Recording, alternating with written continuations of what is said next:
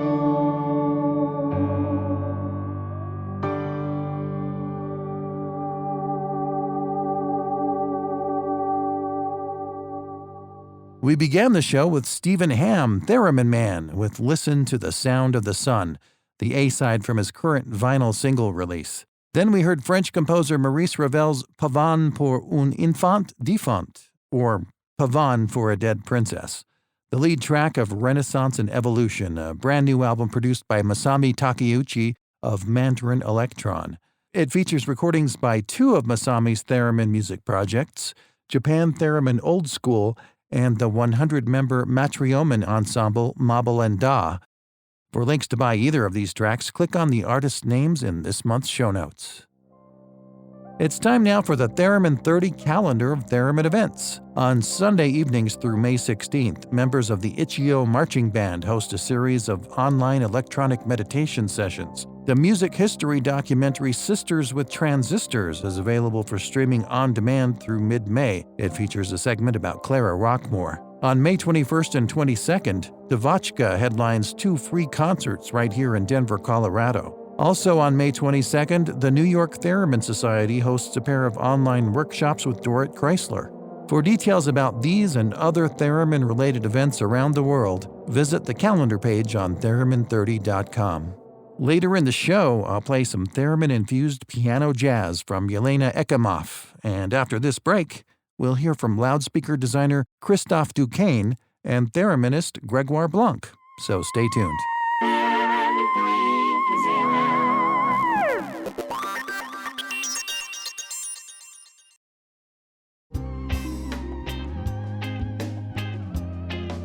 When Moog Music announced the Clairvox Centennial Theremin last fall, they released a video featuring French thereminist Grégoire Blanc playing Clair de Lune on a prototype unit.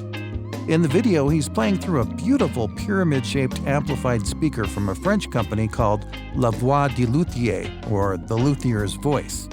I've been seeing that speaker at music industry trade shows over the last few years, along with another design called the Onde. So I thought it might be interesting to have their co-designer Christophe Duquesne on the podcast this month to tell us about them. And joining us is Grégoire Blanc to give us some insight from a thereminist's perspective. Christophe, tell me about how your company La Voix du Luthier got started and what's your involvement with it. I'm also involved in Hacken Audio and on the development of the continuum. I'm working on physical modeling, and there was always something I was not happy with. That was the sound of the speakers. And it happened that I met a string instrument maker. His name is Marc Lucas. He's also from France too. And he was trying to embed some electronic in his instruments. That was a perfect match. And so we decided to work together. And for me, that was really the way to connect my electronic instrument and physical modeling stuff with the traditional skills of instrument makers. I'm not really the first to do this. Maurice Martineau already did this quite a long time ago. So that was also a kind of continuation of this work. I've seen your speakers at NAMM show a couple of years ago. They're beautiful. And what I thought was it's a regular speaker in a beautiful cabinet, but there's actually more to it than that, right? In fact, we don't call them speaker because there is no speaker inside. It's really fully built of wood with the same technique as you build soundboards for a piano or for guitars. On the soundboard, you have transducers that are transmitting the vibration to the wood. So what you're hearing is really the vibration of the wood itself, exactly as you hear it when you listen to a guitar. What you hear is not the string. What you hear is a soundboard. The string itself is not loud enough. On an acoustic guitar, you have a bridge, and the bridge transmits the vibration to the soundboard. And that's exactly the same thing we are doing. Instead of a bridge, we have exciters. An exciter is basically a magnet with a coil. When you put it on the wood, then it transmits vibration as the bridge does on the guitar. So you have the pyramid, which is a pyramid-shaped resonator with an amplifier, and the Onde is shaped somewhat like a grand piano. How do the two different systems sound different from each other, and how do they affect the sound of the instrument going into it? Basically, you will have more low-end sound on the pyramid and a more sharper sound on the Onde. The pyramid is also a bit louder, but some people prefer the Onde or they prefer the pyramid. That's really a matter of taste, mainly. One is bigger than the other. The Onde is something you can carry like a guitar. It's very light. It's 2.5 kilo, and so there's no trouble. The head of the pyramid, the main resonator, is 6 kilos, and the bass is nearly 10. So usually people just keep them in one single place. So Grégoire, how do you use your speaker? Do you take it to gigs, or is it mainly for use at home? I got my... Oh, I called it a speaker. I'm sorry. Your resonator. I got mine just after the COVID started, so I didn't have the opportunity to really perform in gigs with. Here, what is interesting is that we can play purely acoustically. If you have a concert with other acoustic instruments and you don't want microphones and amplifiers for all the instruments, you can fit your theremin as if it were a pure acoustic instrument. It's just amazing because you really get the feeling to have a violin or something like that. And it definitely changes something, not necessarily in the way you play the theremin, but in the way you relate to it, in the way you feel the sound. And it's a much more intimate acoustic way to perform the theremin. The theremin is an electronic music instrument, right? But the way it is played by the musician, like the rond marteau, the continuum, it is very expressive in itself, so much closer to traditional musical instruments.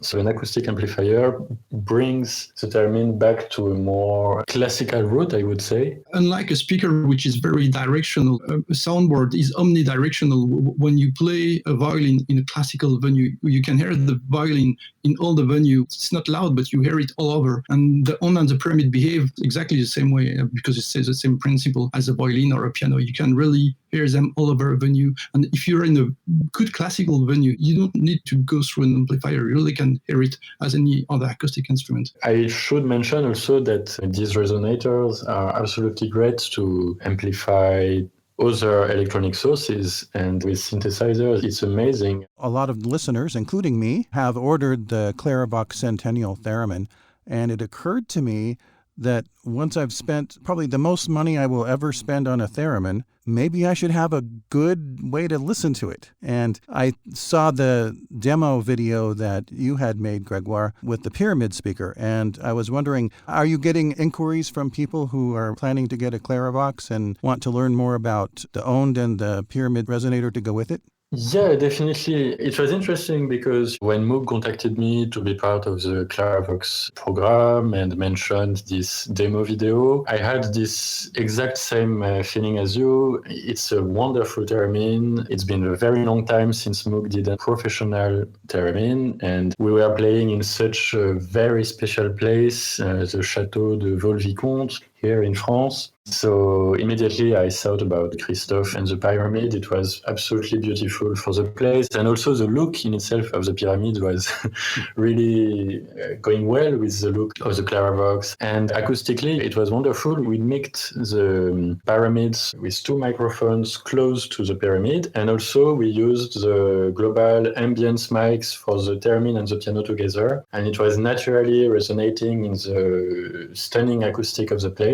So it's totally made sense to have an acoustic resonator for this specific purpose. And yeah, it really brought some interest from people. I got plenty of messages, of course, questions about the Clarivox, but also about the pyramid from La Voix du Luthier.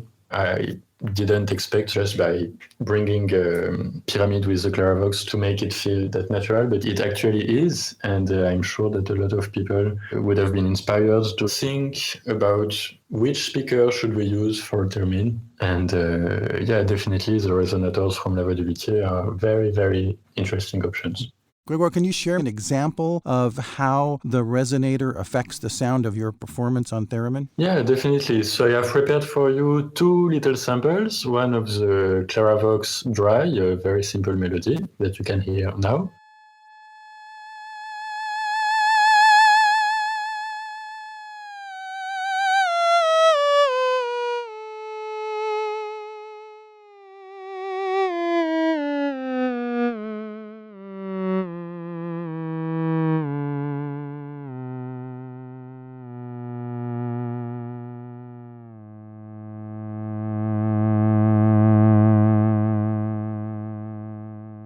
And this other one, it is recorded through the Onde speaker. I place a microphone just in front of the resonator, and you can see that the sound is a little bit different.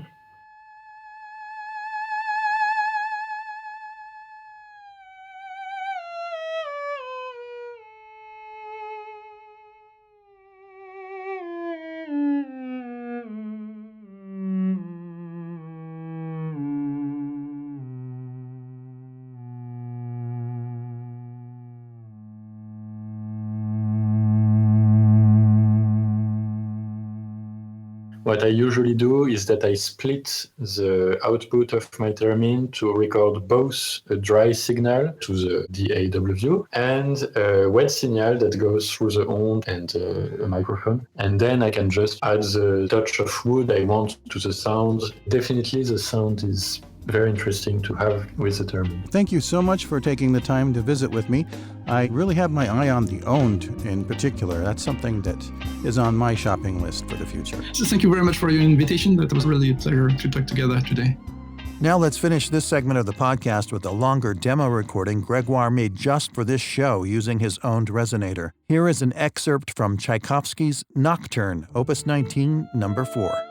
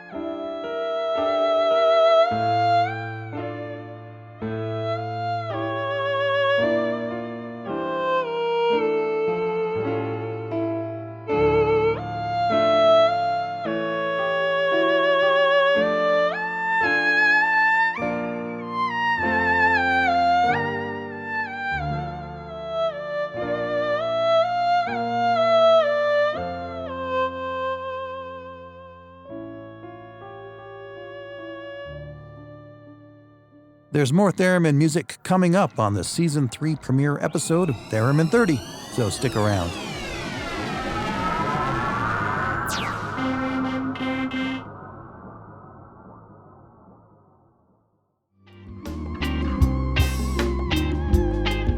Let's end this third season premiere show with a wonderful track that's perfect for spring. It's from Adventures of the Wildflower, the latest album by North Carolina-based jazz pianist and composer Yelena Ekimov. The double album tells the musical story of the life of a columbine flower. Ekimov recorded the album in Finland, and her band features Jorma Sari on guitar, glass harp, and theremin. Here is the lead-off track called In the Ground.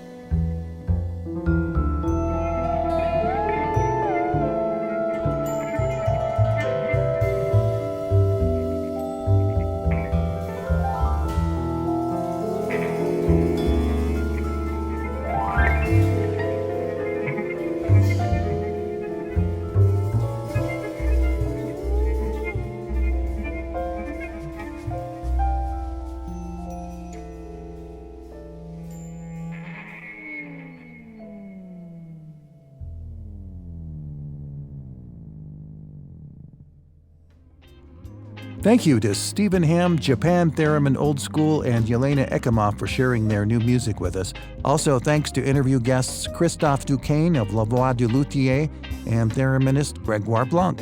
Coming up in the May episode, I plan to have new music from Javier Diaz-Ena, Charlie Draper, and maybe you. So be sure to subscribe to the show through your favorite podcast app and let me know if you have theremin music I can play on the show. Until next time, I'm your host, Rick Reed. Please continue to follow the pandemic restrictions in your area so we can all safely get together again soon. And in the meantime, I'll see you around on Facebook and Twitter. You've been listening to the Theremin 30 podcast. Visit Theremin 30 on the web at theremin30.com.